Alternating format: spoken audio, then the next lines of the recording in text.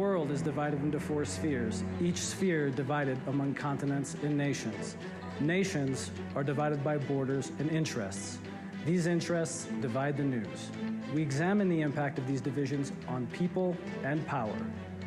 This is Imaginary Lines.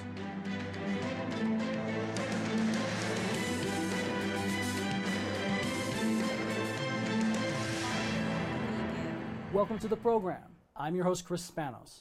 Coming up on the show, U.S. President Barack Obama recently made comments in support of net neutrality. But the Federal Communications Commission has delayed its vote on the issue. I'll speak with media justice organizer Stephen Renderos about what's going on. But first, a look at how English media have reported on Latin America. International media coverage of the movement seeking justice for the 43 missing students from the Ayotzinapa Teachers School in Mexico has been uncharacteristically positive. This is particularly surprising considering the praise lavished on Mexican President Enrique Peña Nieto shortly after his election. Time magazine, for example, went so far as to claim he would save Mexico.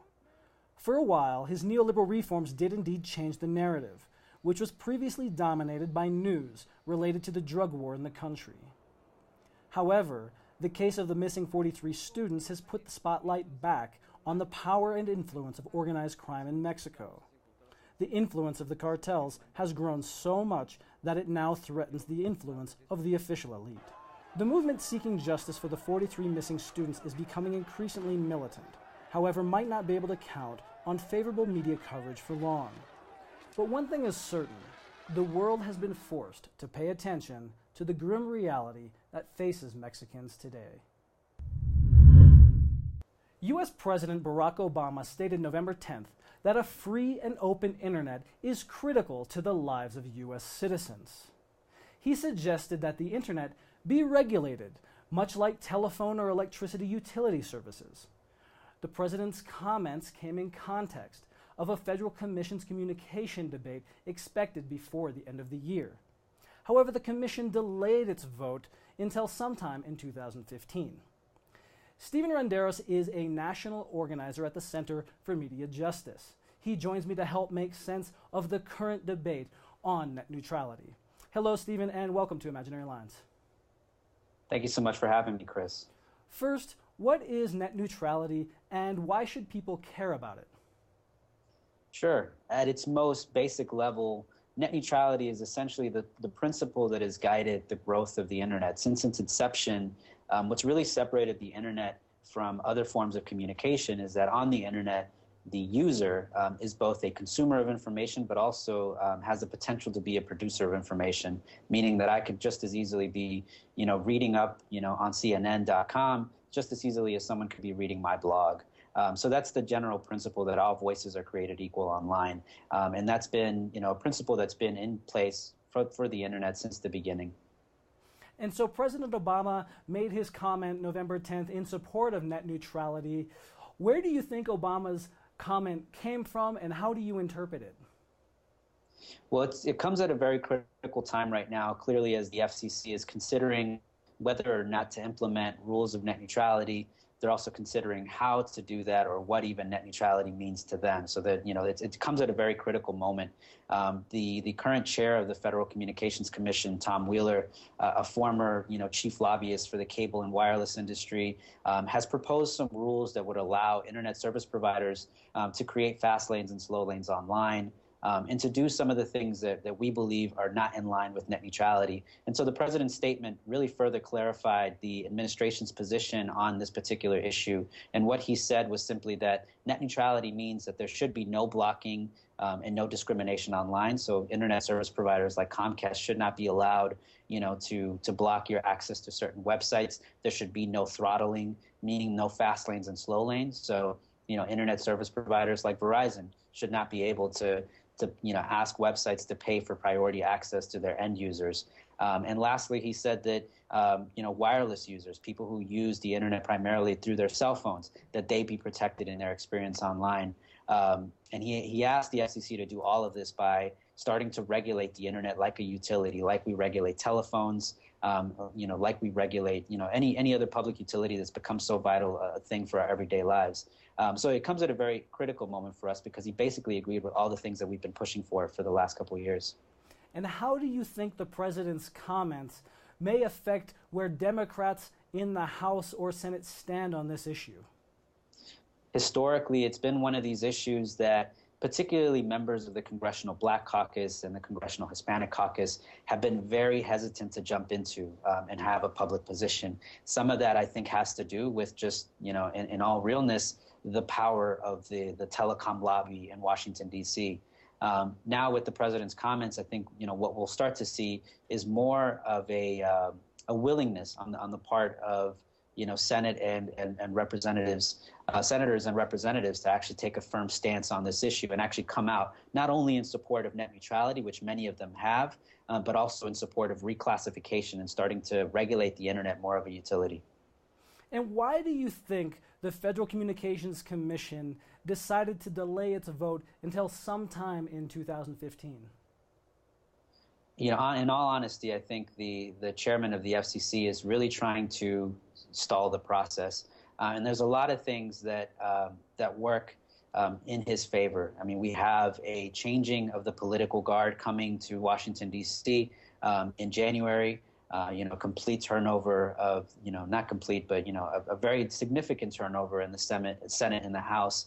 And I think, for a while, since he came into office last year, about a year ago, he came in with the intention of really implementing rules of net neutrality as quickly as possible. He talked about doing this initially through applying or trying to find its authority through the Section 706 of the Telecommunications Act, which we thought was a flawed approach. But he was very adamant about trying to get these rules done quickly. Now that we're at this stage in the game, in which there's been much more public support for Title II, one of the things that it indicates to me is that the chairman was never really seriously considering Title II as a viable option for implementing these rules of net neutrality. So I think they're trying to delay the process to have the political winds change enough so that it'll make it even harder for the FCC to do the right thing on this issue. So advocates like, my organization and many of the partners that we work with are really adamant at pushing and pressuring the FCC that these rules need to happen as quickly as possible. And how will this affect U.S. citizens' lives across race, class, and gender? The internet is a critical platform for political dissent, for voices of the opposition, for voices that aren't reflected in our mainstream media system. Here in the United States, we have about 5 companies that own 90% of everything that we watch, read, and listen to. All the TV stations, radio stations, newspapers. There's so much consolidation that communities that don't own those platforms or don't own those mediums rarely see themselves reflected, and when they do, it's rarely in a positive way. So for communities of color, for poor people, for queer and trans people, for women, representation in media is so bad that we often turn to platforms like the internet to actually stake out a voice and to have a real presence. And so, for political work, you look at the events that are unfolding in Ferguson, and we would not have the kind of attention that we have on Ferguson were it not for a platform like the internet. We would not know of the 43 murdered students in Ayotzinapa were it not for a critical infrastructure like the internet that provides us a place to amplify those stories. So just in terms of political organizing, it is such a vital tool that so many organizations today primarily do a lot of that organizing and activism online, which is why I'm in Washington, D.C. today and joined by online groups like Color of Change and Presente.org, who are here to really push back and really push for net neutrality because it's vital to the work that they do and vital to the communities that they represent. Thank you so much, Stephen, for joining me on Imaginary Lines. Thank you so much, Chris. Actress Diane Guerrero, from the U.S. hit television series Orange is the New Black, has revealed that as a 14-year-old girl, she came home from school one day and discovered that her parents and brother had been deported. In an op-ed in the Los Angeles Times, the U.S.-born actor, whose Colombian parents fled economic instability in their native country, calls for a change in immigration laws to prevent the separation of families. I came home from school to an empty house. Lights were on and dinner had been started, but my family wasn't there, wrote Guerrero, who plays a prison inmate in the popular Netflix series.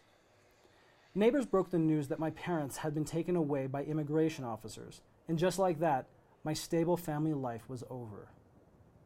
The 28-year-old explained how authorities failed to make arrangements for her care, but that she was lucky enough to be taken in by a friend's parents and managed to make a success of her life.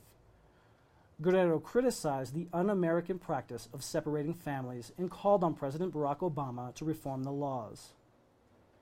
Racial justice think tank, the Applied Research Center, estimates that there are at least 5,100 children currently living in foster care, whose parents have either been detained on immigration charges or deported. The think tank states that in the next year, at least 15,000 children will face the same threat. That's it for today's Imaginary Lines. Thanks for watching the show. I'm your host, Chris Spanos. Please join me next week.